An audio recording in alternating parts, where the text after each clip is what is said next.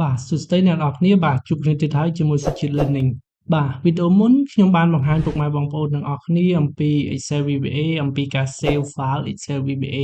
បាទហើយក៏មានពុកម៉ែបងប្អូនមួយចំនួនឆ្ងល់ថាតើធ្វើដូចម្ដេចទើបមើលឃើញថា file extension របស់ Excel នេះវាឃើញកតុយ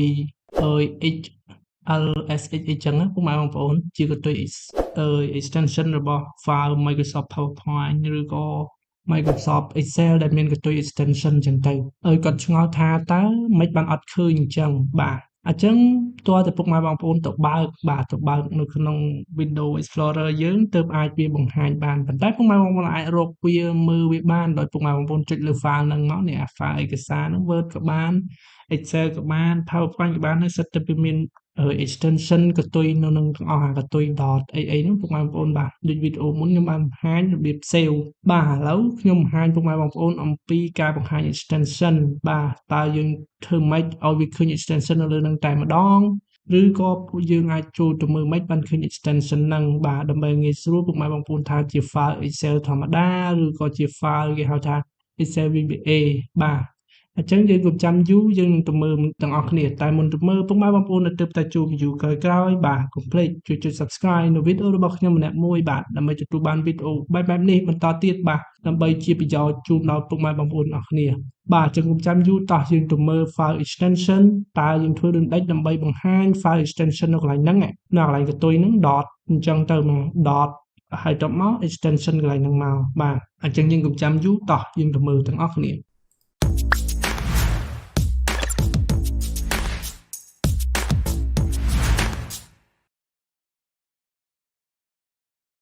បាទសួស្តីអ្នកនរគ្នាបាទវីដេអូយើងគឺចង់បង្ហាញអ្នកនរគ្នាអំពីការបើកគេហៅថា extension របស់ file យើងបាទ file ក៏បានដែរបងប្អូនមានទាំងនេះដូចជា Excel ដូចជា Word បាទឬក៏ PowerPoint ជាដើមដើម្បីបង្ហាញ extension ដែលកតុយ dot extension doxc អីចឹងទៅបាទអាហ្នឹងគឺពុកម៉ែបងប្អូនឆ្ងល់ថាម៉េចបានអត់មានអញ្ចឹងធ្វើម៉េចបានចេញបាទតាមពិតទៅគឺមានពុកម៉ែបងប្អូនមាន file ហ្នឹងសិតតែមាន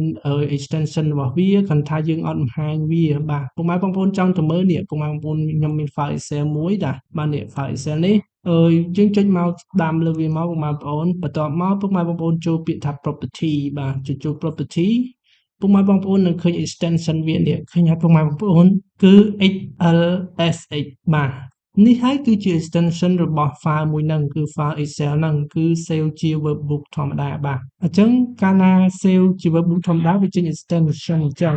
បាទហើយពុកម៉ែបងប្អូនឆ្ងល់ថាម៉េចបានអត់ឃើញបាទពុកម៉ែបងប្អូនចូលតាមខ្ញុំអញ្ចឹងទៅឃើញ extension កន្លែងហ្នឹងហើយពុកម៉ែបងប្អូនបាទដូច Word អញ្ចឹងពុកម៉ែបងប្អូនអត់ឃើញ extension ពុកម៉ែបងប្អូនចង់ឃើញ extension ពុកម៉ែបងប្អូនចុច mouse ស្ដាំហើយចុចយកពាក្យ property បាទចាំមកពុកម៉ែបងប្អូនឃើញនេះកតុយហ្នឹងគឺកតុយ doc មានន័យថាឯកសារជា Word docs ហ្នឹងបាទអញ្ចឹងមួយទៀតពុកម៉ែបងប្អូនមានចម្ងល់ទៅចង់សួរហ្នឹងគឺគាត់ចង់ដឹងថាតើធ្វើម៉េចឲ្យអាកតុយអស់ហ្នឹងចេញមកហ្មងដោយមិនចាំបាច់ចូលមើលញញ៉ៃចឹងបាទពុកម៉ែបងប្អូន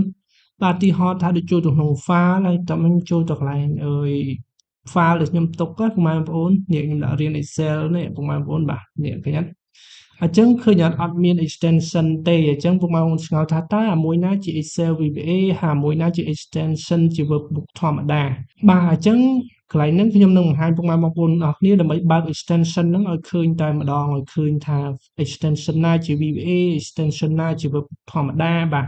អញ្ចឹងយើងមកមើលកន្លែងនេះយើងដាក់ឲ្យវាតូចៗមកបាទឃើញអត់អ្នកនរគ្នាវាអត់បង្ហាញទេដឹងថានេះឃើញអត់ជា file ប្រភេទmacro enables worksheet ដល់នេះជា Excel worksheet ធម្មតាតែអត់មានឃើញបង្ហាញកតុយ extension dot អីអញ្ចឹងទៅបាទអញ្ចឹងដើម្បីបង្ហាញពុកម៉ែបងប្អូនត្រូវធ្វើម៉េចបាទអញ្ចឹងយើងទៅមើល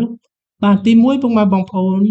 ចូលទៅកាន់ file នៅក្នុង Explorer ហ្នឹងតែម្ដងបាទនេះ Explorer ឥឡូវខ្ញុំបិទចោលបងប្អូនបាទពុកម៉ែបងប្អូនបើក file Explorer មកនេះអាពណ៌លឿងហ្នឹងឬក៏យើងបើកនៅក្នុង desktop យើងក៏បានដែរនៅក្នុង desktop ហ្នឹងបាទក៏វាចេញ file អញ្ចឹងមកដែរតោះនេះពុកម៉ែបងប្អូនបាទ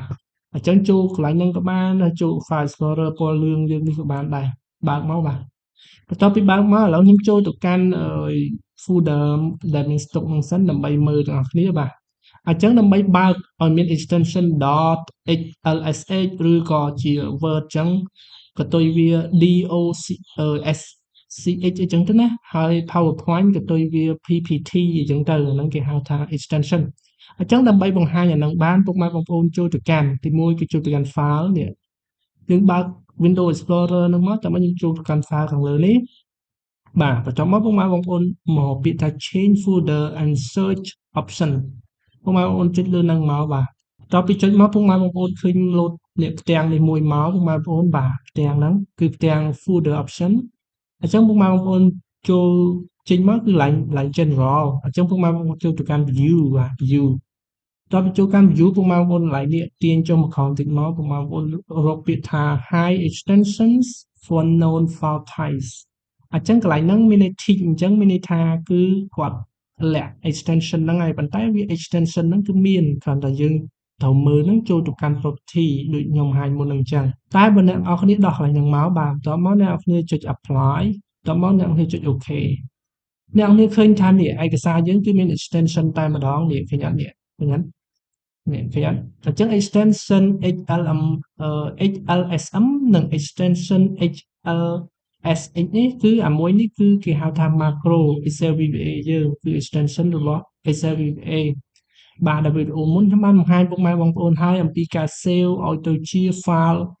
extension Excel VBA ទើបអាចកូដដំណើរការចង់និយាយថាកូដឬក៏ macro នៅដំណើរការបើពុកម៉ែបងប្អូន save ធម្មតាបែបនេះជា worksheet ធម្មតាបែបនេះកូដនឹងលែងដំណើរការហើយអញ្ចឹងពុកម៉ែបងប្អូនបាទនេះគឺជារបៀបនៃការបង្ហាញ extension បាទនៅលើ file យើងតែម្ដងបាទអញ្ចឹងពុកម៉ែបងប្អូនឃើញឆ្ងល់កន្លែងហ្នឹងបាទអញ្ចឹងយើងចេញមកមើលនេះឃើញអត់នេះ document ក៏វាមានដែរនេះ doc ឃើញអត់ PowerPoint ក៏វាមានដែរឲ្យតែ file គឺវាមាននឹងកតុយនៅនឹងទាំងអស់អញ្ចឹងពុកម៉ែបងប្អូនបាទតោះនេះកន្លែងហ្នឹងបាទអញ្ចឹងខ្ញុំចូលទៅកាន់ folder ហ្នឹងវិញទៀតបាទអញ្ចឹងពុកម៉ែបងប្អូនឃើញថាវាចេញអញ្ចឹងពុកម៉ែបងប្អូនអាចមកស្ដាមយកពាក្យ property ពុកម៉ែបងប្អូនមកឃើញកន្លែងនេះដូចគ្នាបាទអាមុនហ្នឹងពុកម៉ែបងប្អូនអត់បើកកន្លែង file នេះមកគឺវាអត់មាន load អា dot extension ហ្នឹងមកទេអញ្ចឹងពុកម៉ែបងប្អូនឆ្ងល់ថាធ្វើម៉េចបានចេញអញ្ចឹងយើងដឹង file អញ្ចឹងបាទតាមពិតយើងអាចដឹងដោយប្រើ mouse ស្ដាំយកចូលពាក្យ property ក៏បានហើយយើងឃើញហើយ extension ហ្នឹងបាទឬក៏យើងចង់បង្ហាញចូលតាមខ្ញុំបង្ហាញវិញហ្នឹងមកគឺវាបង្ហាញ extension ហ្នឹងតែម្ដងពុកម៉ែបងប្អូនបាទអញ្ចឹងដើម្បីបិទ extension ហ្នឹងវិញពេលខ្លះមើលទៅរៀងពិបាកដែរម្ដងជើងហើយមាន extension អញ្ចឹងធ្វើឲ្យយើងមានអារម្មណ៍ថាស្មុគស្មាញអញ្ចឹងពុកម៉ែបងប្អូនបាទអញ្ចឹងពុកម៉ែបងប្អូនចូលទៅកាន់នឹងដែរពុកម៉ែបងប្អូនចូលទៅកាន់ file នៅក្នុង Explorer យើងហ្នឹងបាទចូលទៅកាន់ file ហ្នឹងមកបាទហើយតមកពុកម៉ែបងប្អូនយកពាក្យថា change folder and search option ចុចមកតទៅចុចហើយវាលោតទាំងមកមួយនេះពុកម៉ែបងប្អូនមានកន្លែងហ្នឹងមាន tab 3ពុកម៉ែបងប្អូនចូលកាន់ view បាទតចូលកាន់ view ពុកម៉ែបងប្អូនមើលនេះពុកម៉ែបងប្អូន scroll អាសញ្ញាចុះឡើងចូលមករកពាក្យអាកន្លែងយើងដាក់មិញនេះអញ្ចឹងយើងដាក់ tick វិញមក hide extension for known file type យើង tick វាវិញមកបាទបន្ទាប់មកអ្នកទៅចុចពាក្យថា apply បាទចុច apply តមកពុកម៉ែបងប្អូនចុចពាក្យថា OK បាទអ្នកនេះមើលថាឯកសារយើងនៅពេលនេះគឺលែងមាន dot នឹងហើយឃើញអត់គេហៅថាកតុយ extension ហ្នឹងណាពុកម៉ែបងប្អូនតែពុកម៉ែបងប្អូននៅតែអាចដឹងដល់ពុកម៉ែបងប្អូនចុច mouse ស្ដាំចូលទៅកាន់ property មើលទៅដឹងថាកតុយហ្នឹងគឺកតុយអីហើយពុកម៉ែបងប្អូនតោះនេះកន្លែងហ្នឹងពុកម៉ែបងប្អូនបាទអញ្ចឹងអត់មានអីប្លែកទេពុកម៉ែបងប្អូនបាទអាហ្នឹងគ្រាន់តែយើងចង់ដឹងថាធ្វើម៉េចឲ្យដឹងថា extension អីអញ្ចឹងណាពុកម៉ែបងប្អូនអញ្ចឹងវីដេអូខ្ញុំគឺចង់បង្ហាញពុកម៉ែបងប្អូនប៉ុណ្ណឹងអំពីការបង្ហាញ extension បាទតើណាជា extension របស់ Excel VBA តើមួយណាជា extension របស់Excel ធម្មតាឬក៏ extension របស់ PowerPoint ពុកម៉ែបងប្អូនចង់ដឹងអញ្ចឹងពុកម៉ែបងប្អូនចូលទៅបើកមុខ file បាទអញ្ចឹងខ្ញុំសង្ឃឹមថាវីដេអូហ្នឹងសំខាន់សម្រាប់ពុកម៉ែបងប្អូនទាំងអស់គ្នាអ្នកសិក្សាទាំងអស់គ្នាបាទអញ្ចឹងខ្ញុំសង្ឃឹមជួបពុកម៉ែបងប្អូននៅវីដេអូក្រោយបាទហើយកុំភ្លេចជួយចុច subscribe ខ្ញុំផងដើម្បីទទួលបាននូវវីដេអូបន្តទៀតនៃ Excel VBA ក៏ដូចជា basic ផ្សេងៗទៀតបាទអញ្ចឹងជួបពុកម៉ែបងប្អូននៅវីដេអូក្រោយបាទសូមអរគុណសូមជម្រាបលា